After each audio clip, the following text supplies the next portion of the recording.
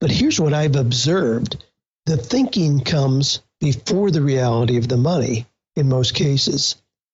If you don't think like a millionaire, you're going to sabotage it if you ever have a chance to get there. You have to have your thinking in place first. Then the money comes in leaps and bounds. Doors of opportunity open that you couldn't have even anticipated. Hey, it's Rocky. Welcome to Rich Your Soul. Today's guest is Dan Miller, who's going to share how you can create the life and work you love.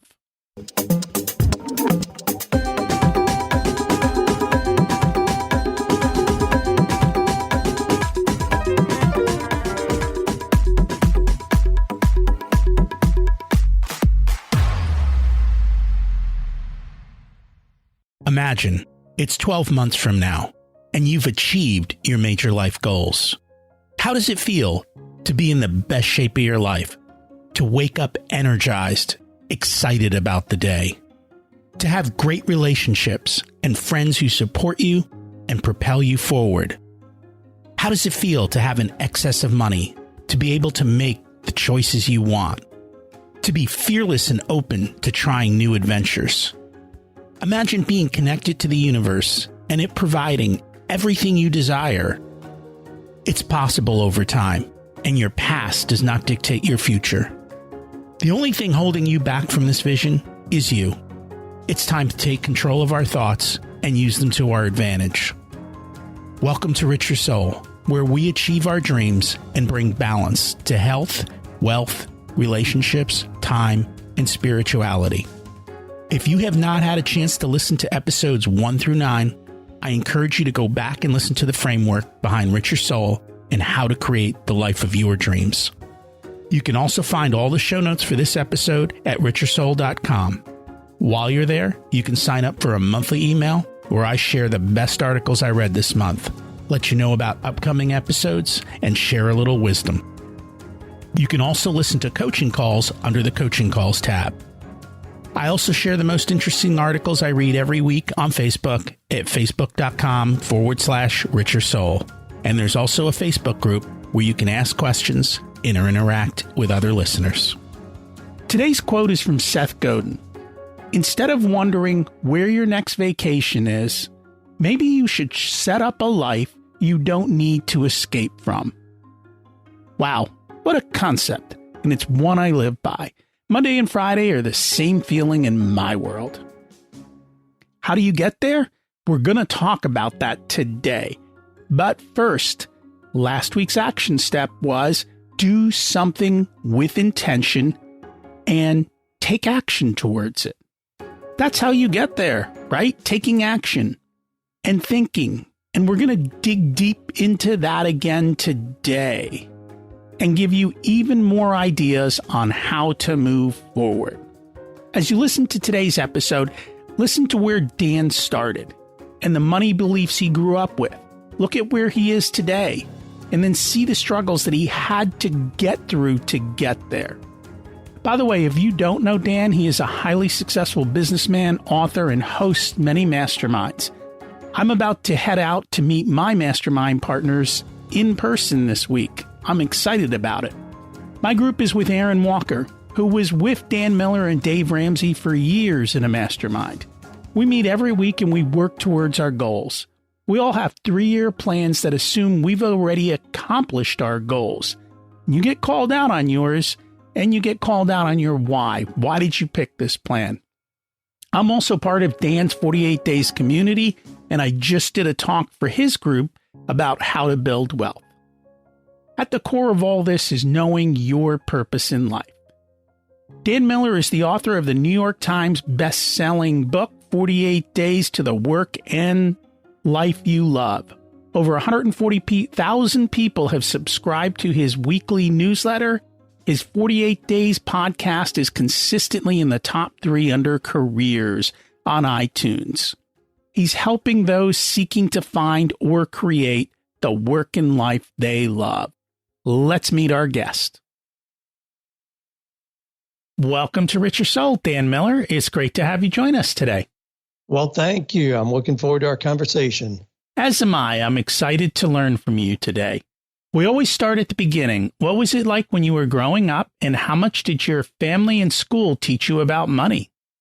It taught me a lot, but it wasn't very positive. We were very, very poor. I remember when we bought our first cow. My dad was going to be a farmer. He was bivocational, pastored a little church, but eked out a living as a farmer just to be responsible. But I remember when we literally bought our first cow. Jersey cow, rich, creamy milk, and we'd milk that cow by hand. But that was the kind of life that I grew up with. And the message that I got in terms of money, everybody around us was poor. We were in a little tiny town that to this day does not have a traffic light. But everybody was poor. It was just the expectation in that environment. I mean, the richest guy was the guy who owned the feed mill. He seemed to be doing okay, but still, showed up and worked hard in dirty clothes all day long. But on top of that, Rocky, the theological training that I got by my dad being a pastor with the money was pretty dangerous. We're really better off not to have any. If we have money, it brings a whole lot of temptations with it. And we're really safest from a spiritual perspective if we don't have much.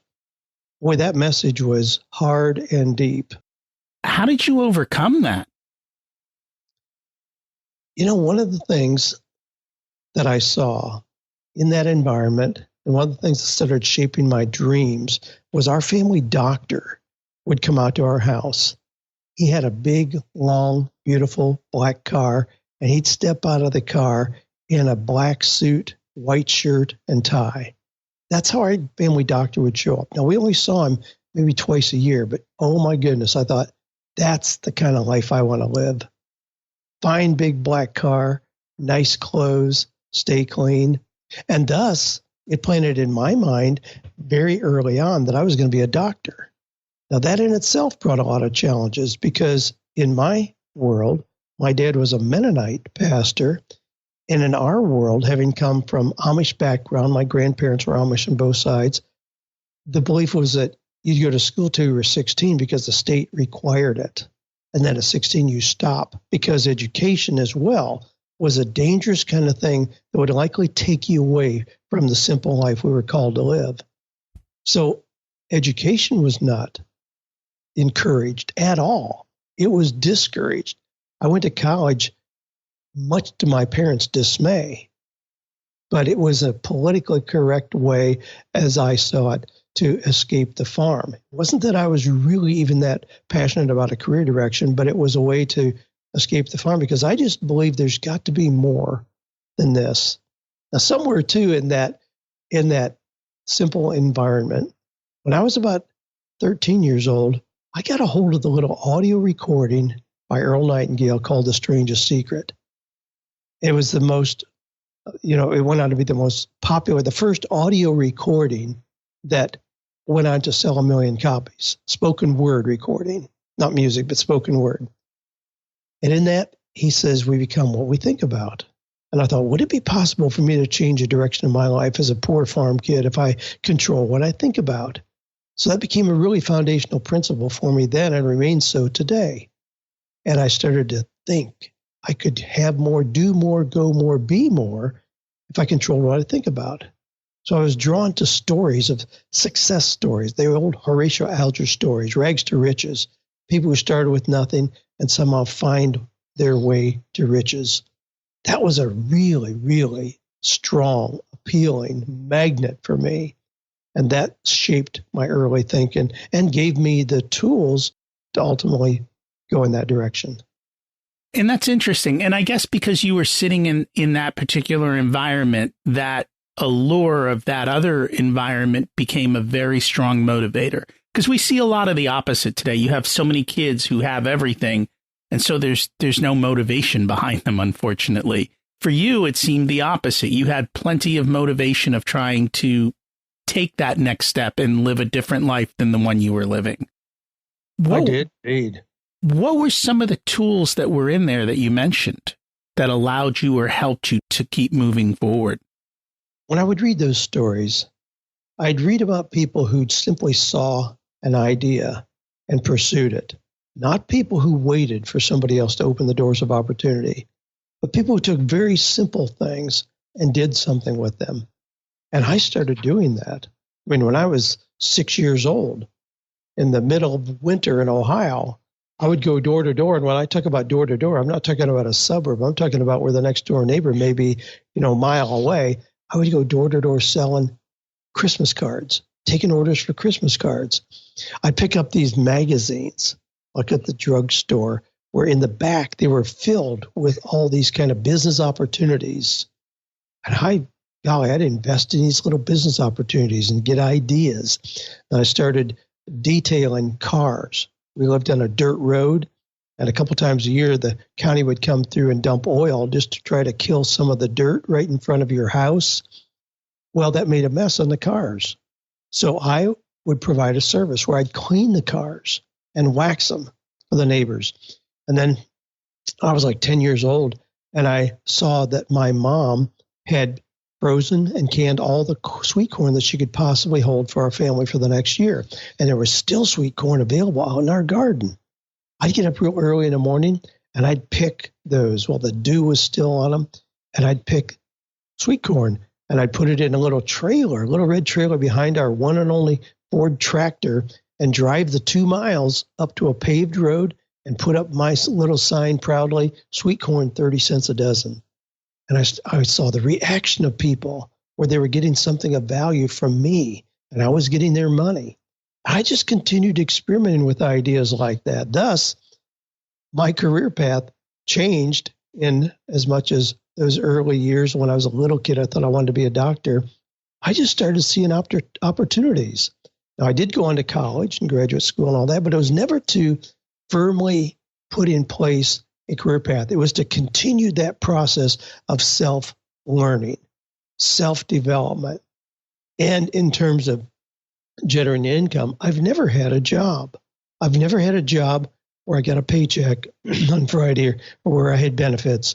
I've always just taken ideas and just put legs behind them. And it was because of those early years of just seeing opportunities everywhere and understanding pretty quickly, even though I didn't have familial patterns for it, but understanding pretty quickly the process of entrepreneurship and how capitalism works and how the exchange of money works.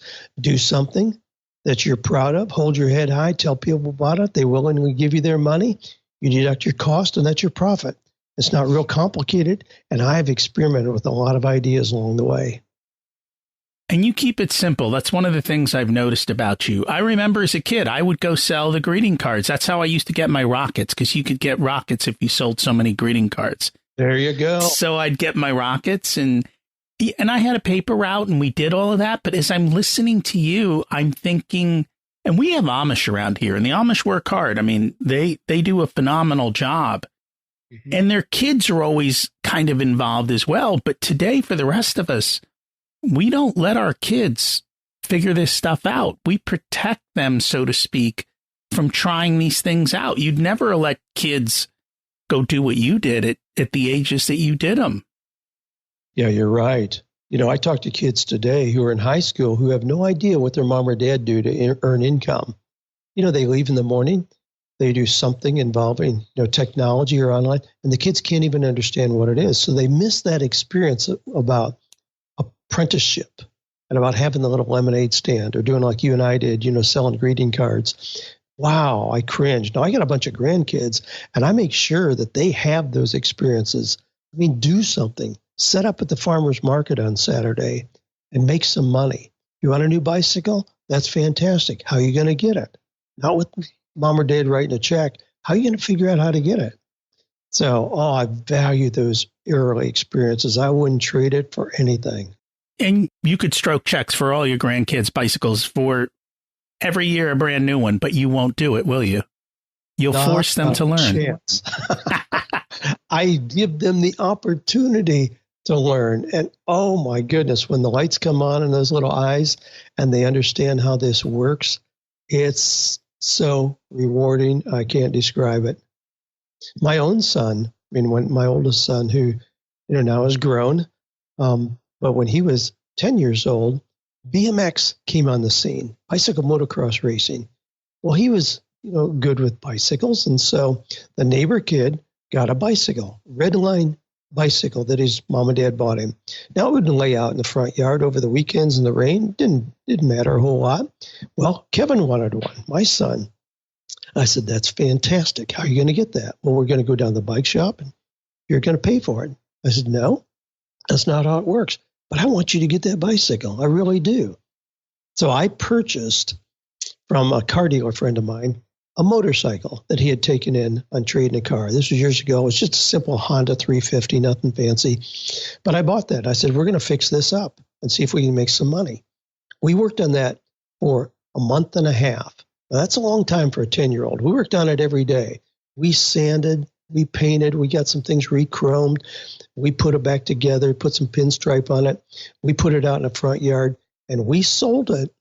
Now, again, keep in mind the bicycle was $400. We sold it. I took out all my expenses. We kept track of every penny. I took out every penny that I had spent, and we had $425 left over.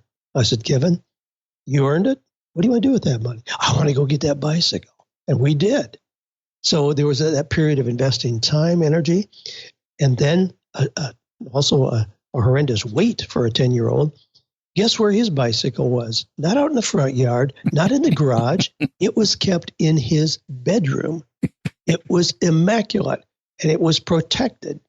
And the next time he wanted a fancier bike, guess what? We had another project. When he wanted his first car, guess what? We had another project. And we did that repeatedly for anything that he wanted to do. Any kind of car he wanted, trips that he wanted to take, no problem at all. But it wasn't with Dad just stroking a check. No, it was, all right, if you want that, let's figure out a plan together. And that's impressive. And it's also that you put the time and effort into doing it as well, because that's what the parents don't seem to want to do these days, is putting the time and effort into being with their kids and teaching them those lessons. Well, unfortunately, yeah, we see a lot of that. It does require time. It still does. No matter what age your kids are, teaching those principles requires time. I've got to believe that it built great bonds between you and your kids as well. And it creates those relationships and those memories. Oh, my. Does it ever? My second son, when he was 14 years old, I bought a Volkswagen Carmen Ghia. And we worked on it for 2 years, from the time he was 14 till he was 16. 3 weeks after his 16th birthday, we backed it out of the garage for the first time. And I mean, it was gorgeous. But we had worked on it. I mean, we put all new rubber and around all the glass. So we pulled the carpets, pulled the glass, pulled the engine, and we worked on that. That would have been, again, a lot less time and a lot less effort to just get him a car. No. We had 2 years of working together, and that particular son he's not real forthcoming. He goes in his own hole really quickly. If I confront him with something, he'll just hole up.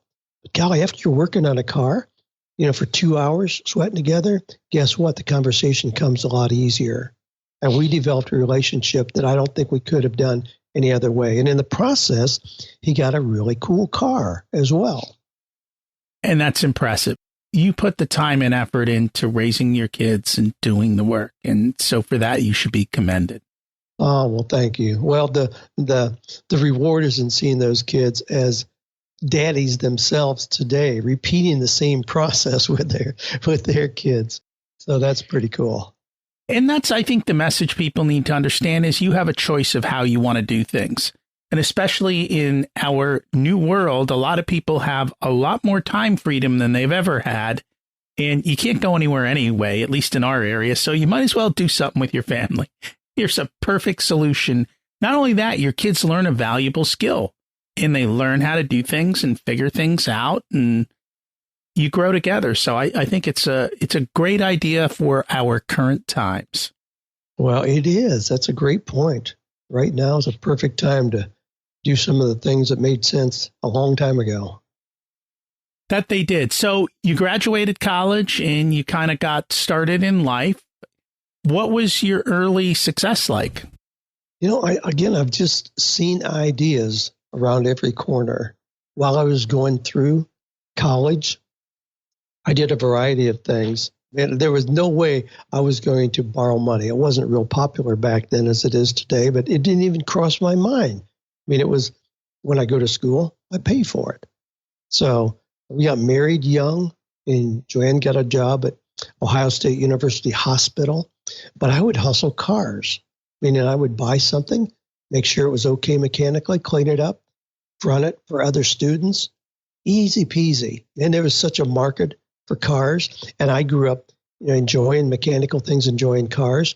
So that was an easy kind of direction for me to go. And it allowed me the freedom to just continue studying. I didn't have to show up at any place at a particular time. So I could do that on my own time. When I went back to graduate school, I did a lot of painting houses inside and out.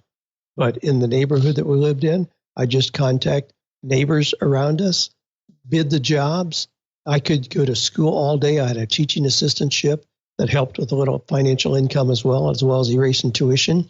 And to generate the money for our living expenses, I painted houses. So I could go to school, work all day till 8 o'clock at night, study, and then I'd go paint for 4 hours. But in doing that, it's so easy to create your own life when you're not restricted by the traditional requirements of having a job. I'm not negating that at all. For a lot of people that works well, but for me, it's always worked better just to find those ideas and pursue them. Now, we went to California after I got my graduate degree in clinical psychology, and I joined a gentleman who already had an established clinical practice called the Center for Human Understanding. So again, I wasn't an employee. I was totally on my own, but as we generated new clients, that created income for me. But I discovered really, really quickly that was not, as close as that was to a normal career, that was not for me. It was way too slow. I'm way too impatient for the process of traditional psychotherapy or counseling. So I quit that after like 3 months. I mean, it was a very prestigious kind of setup, offices and everything. I just couldn't handle it. And joined a friend who had a used car business. He hated being on the lot and dealing with retail customers. He loved buying the cars, getting them reconditioned, getting them ready for the lot. It was a perfect marriage. I was on the lot, and I simply talked to these people who I could help them solve their needs. And it's really an example too, Rocky. I had just finished a master's degree in clinical psychology, and people said, "Oh my gosh, why aren't you using your degree?" Well, was I or wasn't I? I mean, one of the first encounters I had was a young guy who walked on the lot. Now, that's a red flag to anybody who's in the car business. Somebody who walks on the lot. He had a T-shirt on, blue jeans, simply dressed, walked on the lot. Well, he was really interested in a Corvette that I had. I mean, of all cars to choose, a Corvette. We looked at it. He wanted to go for a ride in it. I said, okay, jumped in with him, of course, went with him, came back. And I said, if you were to take this home with you today, how would you want to pay for it? Well, I'll just pay you. I started writing up the paperwork. He pulled up his T-shirt and started pulling out stacks of $20 bills and laid down in cash the money for that car. Now, here's the kicker. In the next year, when you include his nuclear family, brothers, sisters, mom, dad, cousins, and all the extended family, I sold 14 cars to that one family unit. Did I use my master's degree in clinical psychology to an advantage to listen, to understand, to ask the right questions, to engage that, where a lot of people would have blown him off as not being a qualified buyer? So, but again, I go to school for a while. I learned things. I mean, after I had my master's degree for quite a few years, I decided I wanted to work on my doctoral degree. And so I did. I went to Oxford. So I'd go back and forth to England. I'd be over there for 3 weeks, and then I'd be back for usually 6 weeks or so, and then go again. It's a different kind of study where you don't just sit in the seats. You meet with your advisory team, and you outline a course of study, and then you go study. Then you come back and prove your competence in that. So anyway, I went through that. Well, I got to the end of that, and they said, okay, now it's time for a dissertation, which I, of course, knew was coming. It's not like it was a surprise. And I said, okay, now they require a quantitative component to that, meaning you have to do statistical research. Well, I'm interested in ideas and concepts and making things happen and entrepreneurial kind of plans. doesn't lend itself that really well to that. And I knew it was going to force me to do something that I wasn't really thrilled about. And I said, so as I understand it, I can spend the next year and a half producing a document that only the four of you will read. I mean, nobody reads dissertations. You have to construct them in a scholarly fashion with all the footnotes and research. Nobody reads them. It's just for that purpose. I said, and then I can come back, and if you guys approve it, I'll get a piece of paper that I can hang in my wall. Or I can use that same amount of time and produce something that perhaps will help a lot of people, and in the process may make me $1 million or so. I wrote 48 Days to the Work You Love, the first version, instead of doing my doctoral dissertation. Now, that's not something a normal student would do, or normal anybody, I suppose, Rocky, but that's what I did. So that's my doctoral dissertation. It did exactly what I intended it to do. It took me right into the path that I was interested in. It wasn't a stop and wait, this is a detour to go through this structured process. No, I just wrote something by working with people. By that point, I was teaching a Sunday school class and hearing the real stories of working with people. And I wrote 48 Days to the Work You Love instead of doing a doctoral dissertation. So I completed all the coursework, loved it, absolutely loved it. But I don't technically have my doctoral degree because I did not finish that step. What is that line? It's don't let an education get in the way of learning. Yeah, I think it was Mark Twain's, and I've never let education get in the way of my learning, something like that. We're going to get to the book in 1 second. Before we do, I just want to touch base on one concept. You were part of a mastermind group, were you not? With some... Always. So when did you start getting involved in mastermind groups? Probably my early 30s. But I had been impacted not only by The Strangest Secret, but also by Think and Grow Rich, Napoleon Hill, other classic works like that. But in Think and Grow Rich, Napoleon Hill studied the world's most successful people at that time. He never, not once did he encounter somebody who was extremely successful who was not part of a mastermind. So if it's J.D. Rockefeller, Andrew Carnegie, Henry Ford, we could go on and on and on. They all were part of a mastermind. I studied deeply Benjamin Franklin, who started a group in Philadelphia when he was 26 years old. He invited other successful businessmen. Now, they weren't all rich, but they were influencers, and together they would meet and share ideas. And out of that came the first paved roads in the United States, the first hospital, the first public library, the first fire station. All those things came out of that group in Philadelphia that were meeting together, sharing ideas. So it's not just about scaling your business. It's about sharing life together and making an impact. But oh my, am I a believer in that. So I've been involved for most of my life in masterminds, absolutely. And the one that Ben Franklin, it was called the Junto. It was Yes. the Leather Apron Club, I believe, was the other name for it. And that is kind of our American version, because these concepts of sitting down and thinking through things go all the way back thousands of years, and they have come down through history. It's just that most people just didn't have access to them. They were too busy working in the field to have the time to sit down and think. It was a very small group of elite that only got access to that. Today, we all do. We do but you put in there a really important caveat, because we get so busy. We can be busy doing good work, doing productive work, profitable work. But if that's all we do, we're never going to grow. We're never going to change. We hit ceilings really quickly.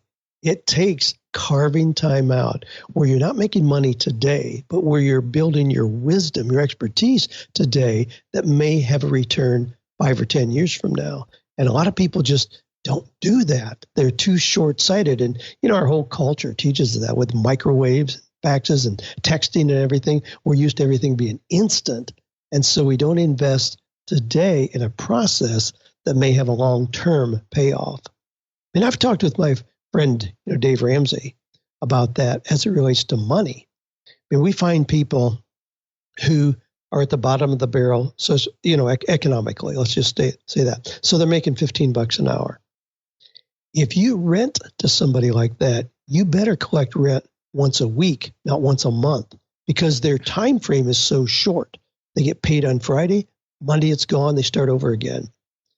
You had to talk to somebody who's making, $80,000, $100,000. They start to think year to year. Next year we're going to go to Disney. Next year we're going to do a Roth IRA. Next year we're going to go on a cruise, whatever. You talk to somebody who's making, $300,000. They think in terms of 5 and 10 years out. Now the question then is, the chicken and the egg. You think, well, yeah, if I were making $300,000 a year, it'd be easy to think 5 years out. But here's what I've observed. The thinking comes before the reality of the money in most cases. If you don't think like a millionaire, you're going to sabotage it if you ever have a chance to get there. You have to have your thinking in place first. Then the money comes in leaps and bounds. Doors of opportunity open that you couldn't have even anticipated. It's funny you mention that, because when I was 21, I was making plans for my 50s. And because I did that and started at 21, in my 50s, I have a ton of freedom to do what I choose and live how I want. But had I not made that plan at 21, probably wouldn't have. Yeah, there you go. Yeah, absolutely. Yeah, and most people get caught up in that gerbil race called life. And it's just, they create their own version of Groundhog Day. And they may, now the thing that happens in today's environment, and I love to see these situations unfold. In a traditional workplace, people are used to getting that 3 to 4% income increase in their income every year. So if you're making $70,000 this year, next year you make 74. Yeah, okay, it's a little bit, you ease your way up a little by a little. But in today's environment, what if somebody, I know a gentleman who was a photographer, and he was doing okay, not great, but okay, but he loved what he did. And I said, rather than just doing what you do, why don't you create a course to teach parents about taking pictures of their kids in their sporting events, right at that critical moment, when the bat hits the ball. So he put together a course and released it on a Friday night, which is not a great time, and in 48 hours made more money than he'd ever made in a year in his job. Now that's where it can get kind of interesting financially, because we do have the opportunities today to triple, quadruple, 10 times your income in a very short period of time. But again, if you aren't prepared mentally for that, you'll hit what's called an upper limit and you'll sabotage it. These things go hand in hand. It's not just, we see that in what happens when somebody wins a lottery. The stories are horrendous. 3 years later, they're usually broke and back where they came from because they didn't have to go through the process emotionally, spiritually, mentally to prepare them to handle money when it came. And that's very true. You have to be ready for it and be prepared for it and know how to handle it, because for a lot of people, especially people who think being rich is evil, they automatically don't want to be evil. So they blow all their money, unfortunately. And it's, as you said, it's the lottery winner mentality.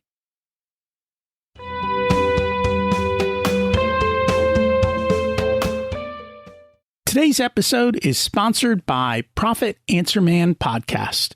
Did you know that most small business owners hate looking at their financials? It's one reason they may struggle with business success. The Profit Answer Man podcast helps them ensure they are profitable and can pay their employees and weather the storms we all have to face. It's built on the Profit First methodology of pay yourself first. The Profit Answer Man podcast is a must-listen to for every small business owner and anyone who wants to help them survive and thrive. Check it out on your favorite listening platform.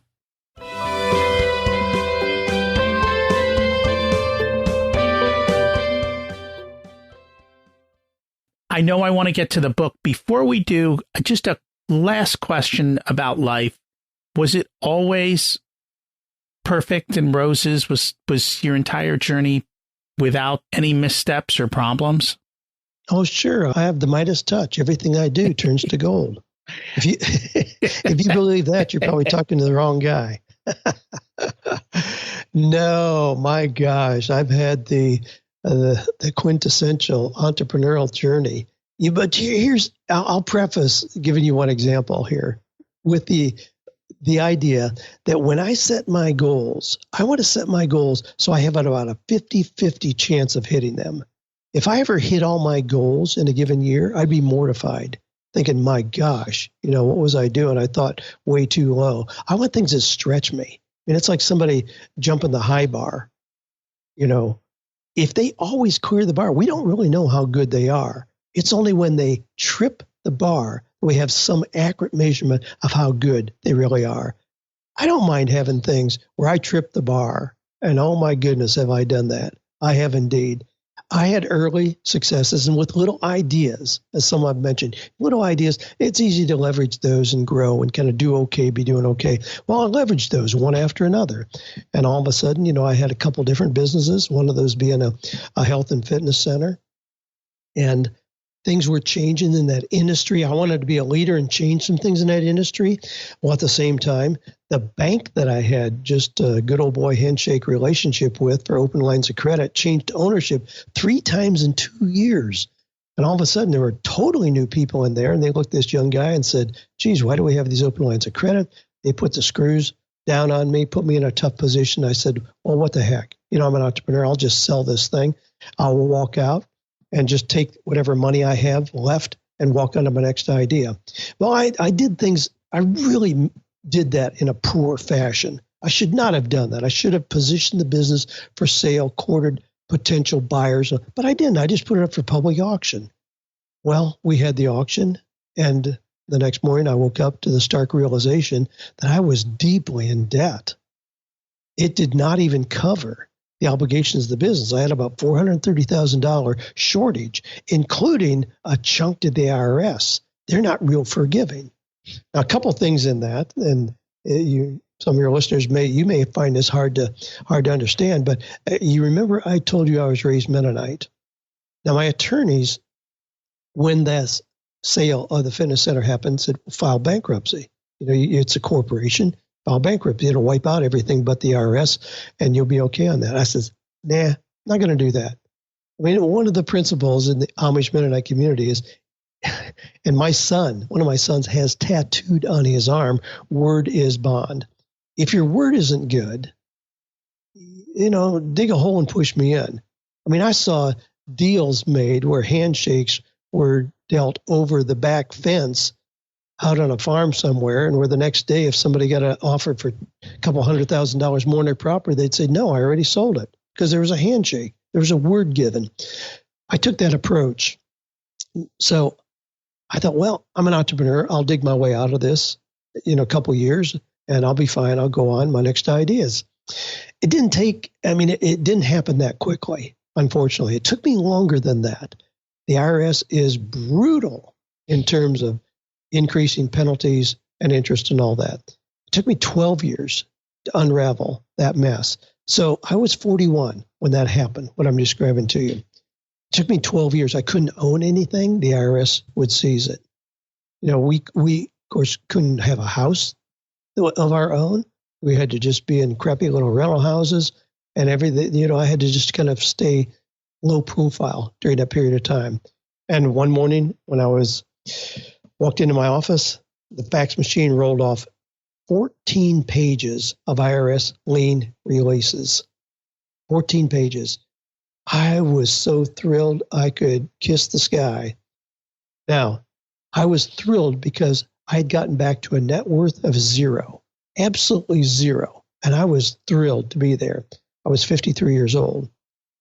Now, in that period of time, you can talk to my grown kids. They don't remember that as being a horrific period of time. And they didn't know that. I was very open with them, but they didn't get the sense that, gee, we're crushed. We can't enjoy. We continued to enjoy life. Instead of going to Sanibel Island for a vacation, we may go to the park with a 6-pack of tacos from Taco Bell. Things were different in that regard. But we still had a lot of joy in our house. We had game night on Tuesday night. All the neighborhood kids wanted to gather at our house because it was so much fun. We continued learning. I continued learning in that period of time. That's when I really discovered this amazing space of intellectual information, intellectual property. We can leverage like, oh my gosh, this is amazing. I don't know if I would have ever discovered that had I not gone through that period of time. Now, we hear those stories, and everybody in retrospect says, yeah, it taught me a lot. Well, it really did. It opened my eyes to ways of doing business that I was not aware of previously.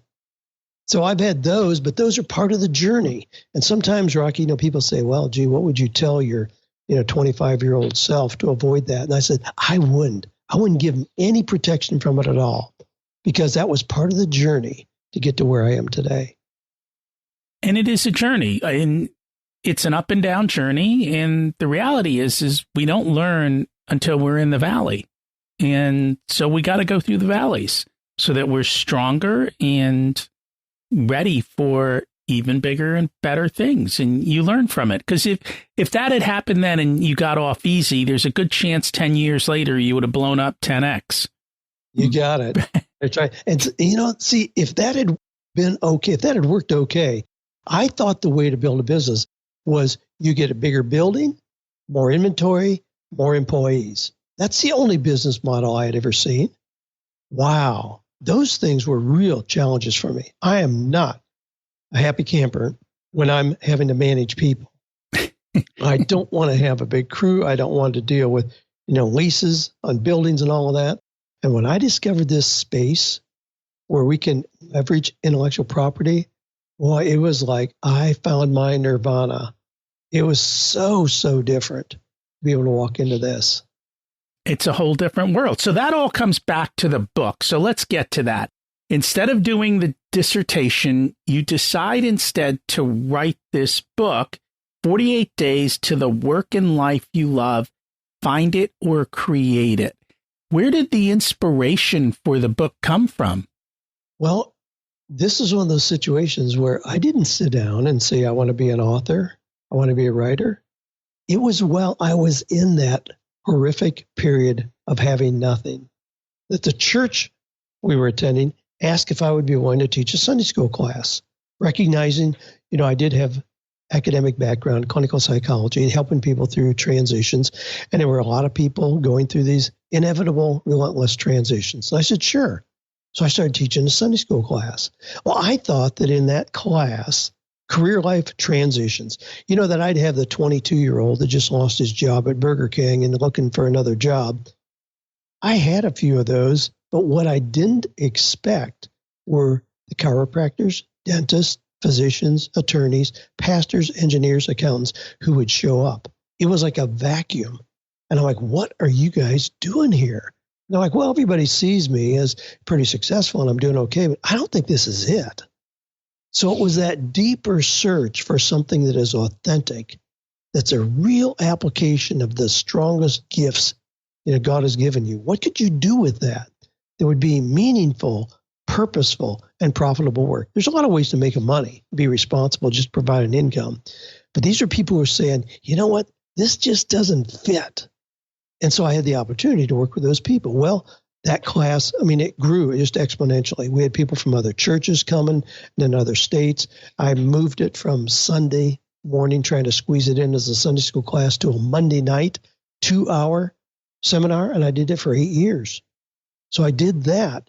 And it was out of that this material came to be. And I wasn't looking to sell material. I was teaching Sunday school. This was just simply a service to my community and church.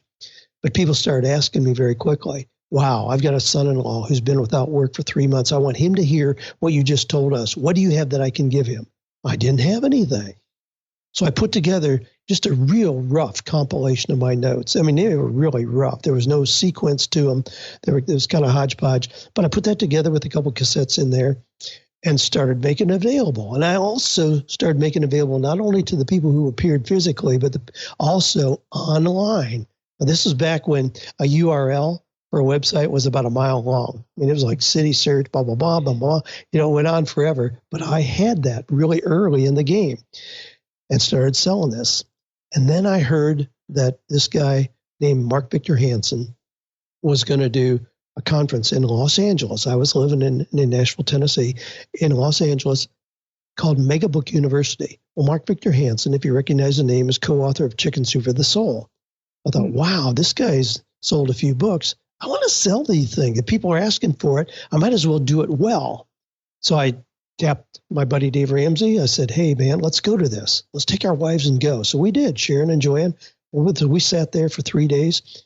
I came back and I had this, again, 3-ring binder with my rough notes in it and 2 cassettes in there. We ultimately changed those to CDs. But in the next 18 months, I sold over $2 million worth of that product based on what I learned at the conference. I thought, geez, this is pretty amazing. I mean, talk about moving from linear income to residual income, where instead of doing something one time and getting paid for it, even like in coaching, that was what I was doing. Now I can do something one time and get paid 1,000 times, 10,000 times, 100,000 times. How cool is that? So I moved into that space. But that's how this started. I mean, the business that I have today evolved around me in response to people asking me questions. It wasn't like I sat down and did this great strategic plan for the business that I was going to have. I mean, the business evolved around me pretty quickly. I started doing then live events and started putting together Mastermind, started having other ancillary products, seminar materials, other kind of work things that went with it, started doing affiliate relationships with other people I trusted where I'd promote their products to my growing audience, put out a newsletter that I started in August of 2000. So we just this month hit 20 years. 20 years. I said, I'm going to do this every week. And I put it out to the 67 people whose email addresses I had. I said, if you enjoy it, fine. If you don't, let us know. We'll take you off the list. If you do, share it with your other friends. Never done anything. Again, this was before we had Facebook, Instagram, podcast, blogs, and all that. But I just said, share with your friends. Well, we've had over 140,000 people who have signed up for that little newsletter. And I've never missed a week. Never missed a week in doing that in 20 years. So that's what started what has now become, the business that I have with multiple kind of components and a lot of fun for me and doing things that I thoroughly enjoy doing, just helping people figure out these questions. And what I appreciate about you is that you just do it imperfect and all, and then you slowly fix it, improve it, and continue down that path.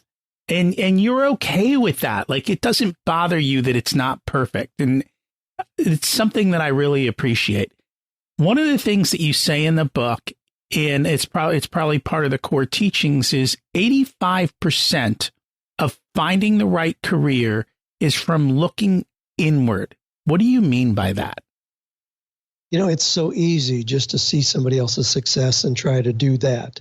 Well, gee, Uncle Harry has a manufacturing plant. I can go to work there or even do what he does.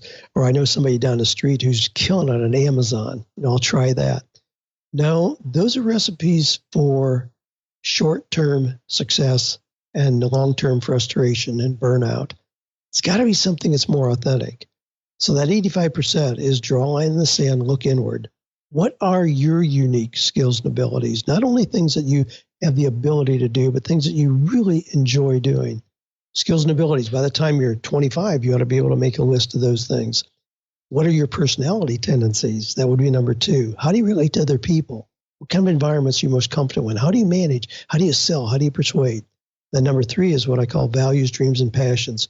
What are those recurring ideas, those recurring times when you just feel like you're like that athlete in the zone? You just feel like, oh man, I know this is it. You ought to have enough information to look at yourself, get that feedback about yourself, to do that very quickly. I mean, I'm not talking about a 6-month process. I'm talking about 2 hours of really good introspection. And from that, get a clear focus. Wow, here are the things that when they're all combined, I really am in my zone. Then the 15% is, what is the application? What does that look like? Where could I blend these things I know about myself? Is it in a traditional job? If so, you can go out with your head held high, full of confidence, enthusiasm, and boldness because you know that fits you.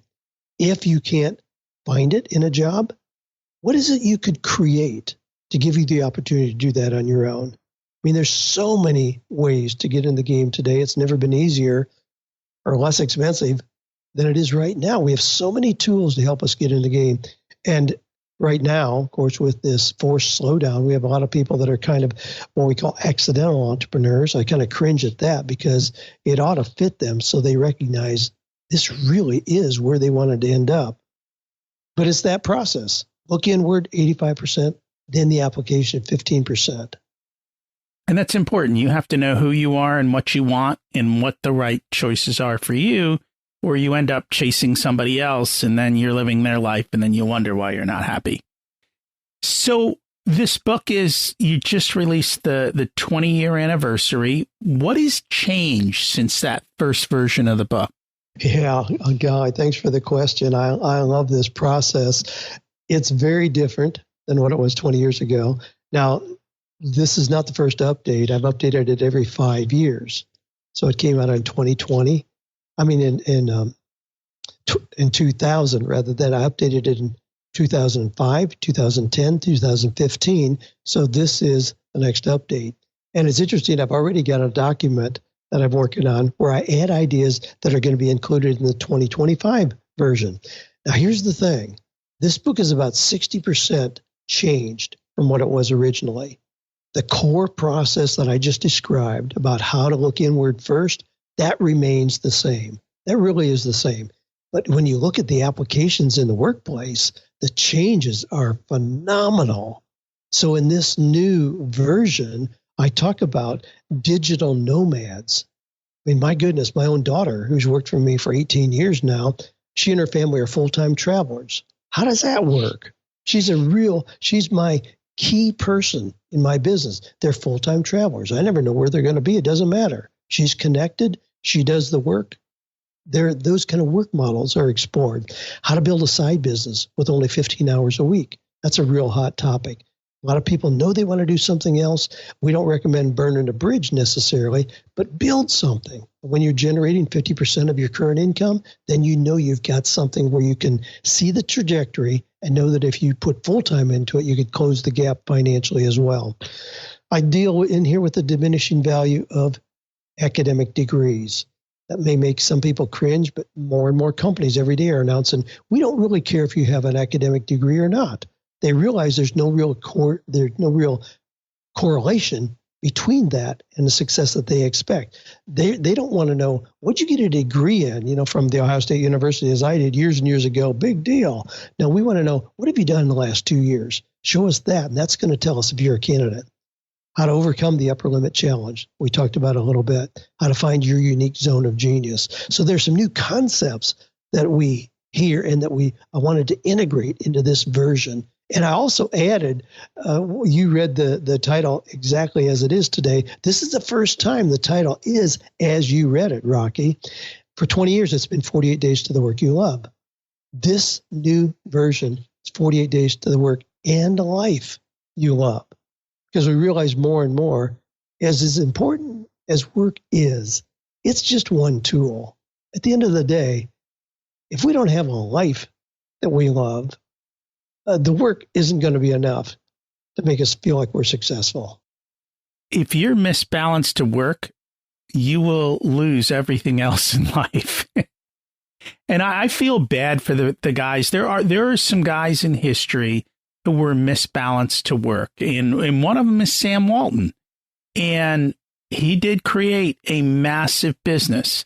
But on his deathbed, he questioned his life because he gave up his kids and his grandkids in order to have that. And it's a choice we make, but it may not be the right choice. And you need to decide for you is your life all about work, or is your life about life? And it's a choice we all need to be clear on. Yeah, and thank goodness we have those options. Thank goodness we do. Choose. Oh, my. So you said something that's a little controversial, and I truly believe it, and I've seen it. I think a lot of people want these academic credentials, or when they need to learn something, they're like, I have to go back to school. And I don't think that's true. As a matter of fact, with the world changing as fast as it is these days, I think schools are lagging in the skills you need for tomorrow because they can't keep up and create a curriculum as fast as the world creates new ideas. Yeah, I think schools are about 10 to 15 years behind the reality of what's happening. I mean, look at what we have now. I mean, pretty much every respectable school has a program in entrepreneurship. Why is that? I mean, 20 years ago, that was really frowned on. placement agencies, the placement departments from universities, didn't know how to categorize somebody who graduated and then started their own landscaping business or became an artist or an author. To them, that was a failure. Their success was tracked by those who got a secure, guaranteed salary.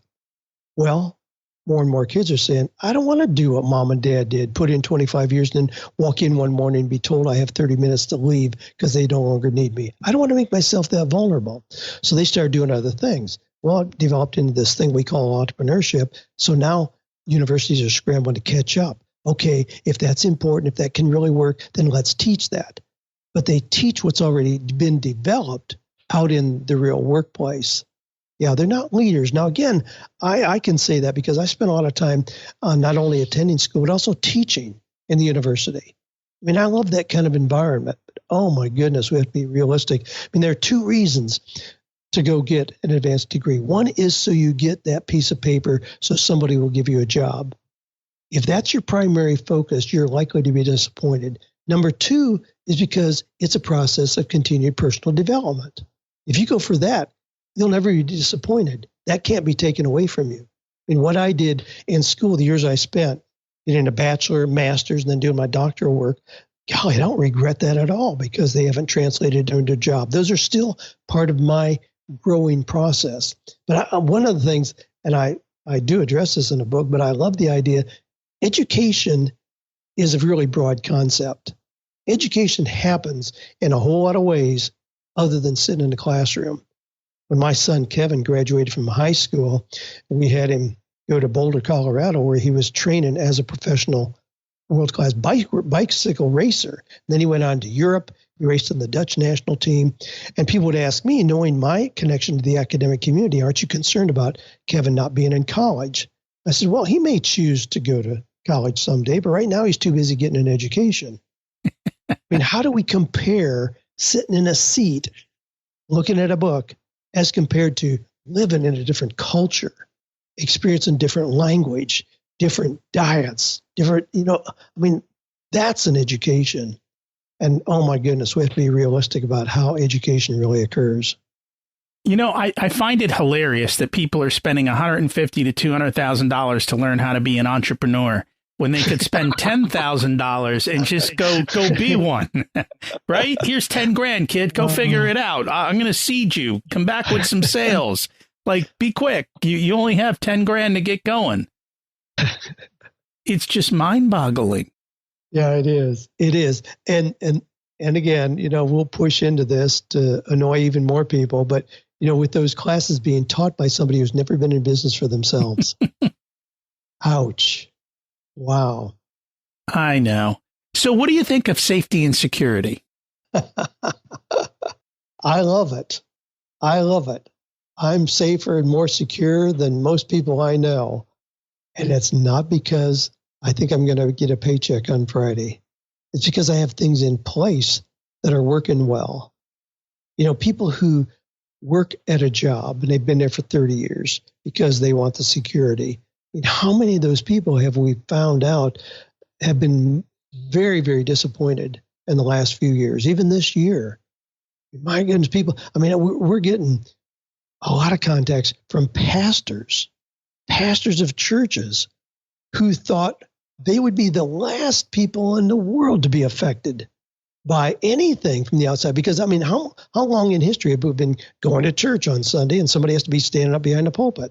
Well, all of a sudden, COVID comes along and federal says you can't meet in groups.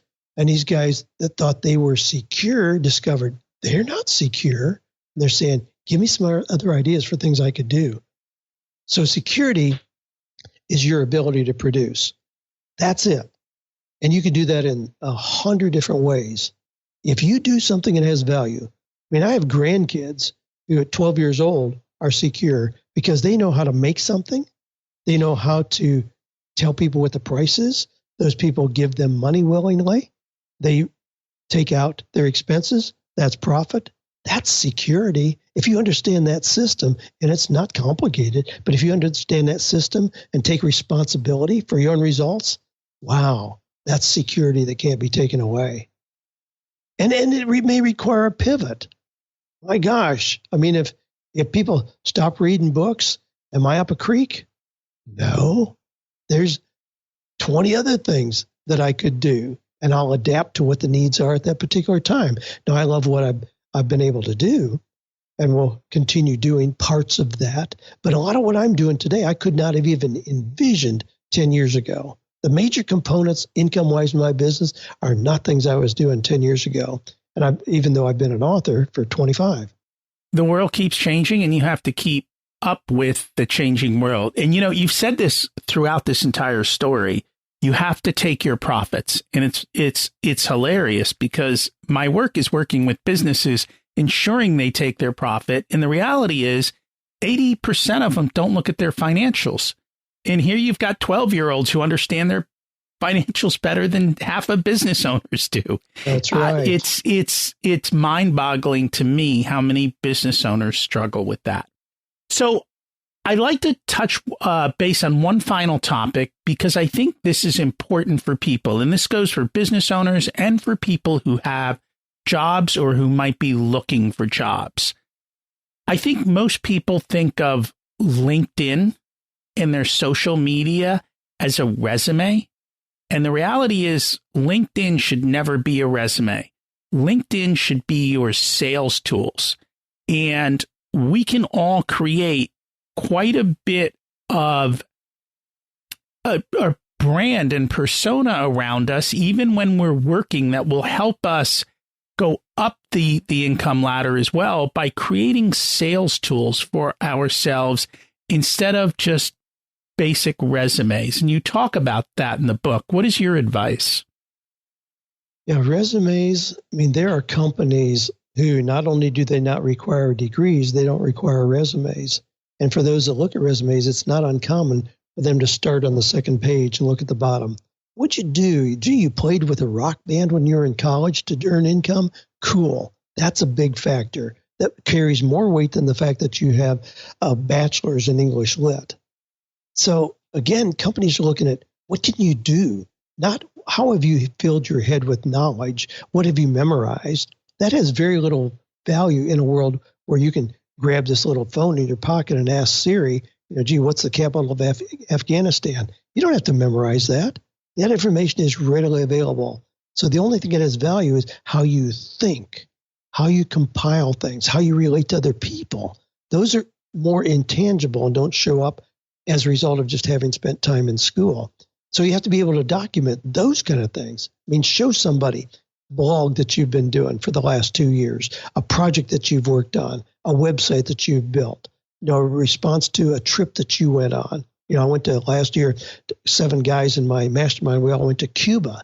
God, what an enriching experience to see the bubbling up of entrepreneurship there as, communism is fading. But the changing economic models there. I mean, yeah, tell me about that experience. That's going to give me more insight into how you think and what value you bring to my organization than just showing me a piece of paper that tells me where you went to school. It's really changing, Rocky. That's such a valid point that you better be able to document your value, not just degrees that you have. And that is so true. And actually, one of those people on that trip has been a past guest on the podcast. Oh, really? Yeah.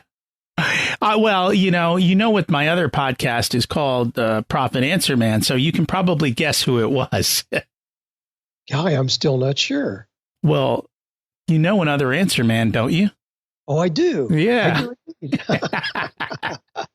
One of the things that I always like is to get people to take action. What's one piece of action people can take this week to move forward? And if you want to focus it around building the life and work you love, that's fine.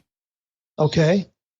Well, I think it's healthy at any given point to draw that line in the sand. Doesn't matter if you're 18 or 68, anywhere you are, draw a line in the sand and take a fresh look at those 3 areas that we described. What are your unique skills and abilities? What are your personality tendencies? What are your values, dreams, and passions? And then allow yourself the luxury of saying, what would that look like to really apply those, perhaps in a way that I've never done before? If what I'm doing right now changed, what would I do tomorrow? That's an exercise I would recommend everybody does. Now, we created kind of a cool landing page for your listeners as well, Rocky.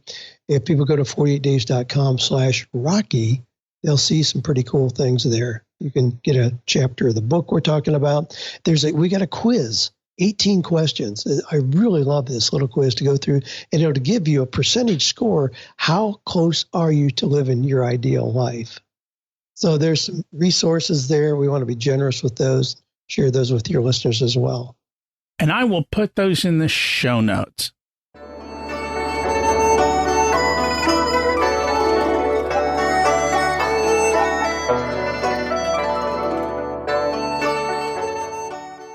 It's time to learn the secrets of life. What's your secret to living an abundant life? It's kind of two parts to that. One is to recognize the opportunities for real abundance. They're everywhere. There's so many ideas to be pursued that produce financial abundance. But the other half of that is to be careful with that. I want to guard against that being the only measurement of my success. I want to also look at relationships that I've got, the ways that I'm spending my free time, ways that I continue my own personal development. So abundance means having time for those as well as just ways to continue to scale my business. That's part of it. But abundance, I've been married for 53 years. That means more to me than what I have in my bank account. Congratulations. That is a very long time. I don't know. I'm at 25. I'm going to have to be really old for 53. I got married later. All right. But that is definitely true. And yeah, abundance is about more than money. Money is just one small part of it. And you don't need a ton of money to live an abundant life. That's right. What did you learn later in life that you wish you would have learned sooner?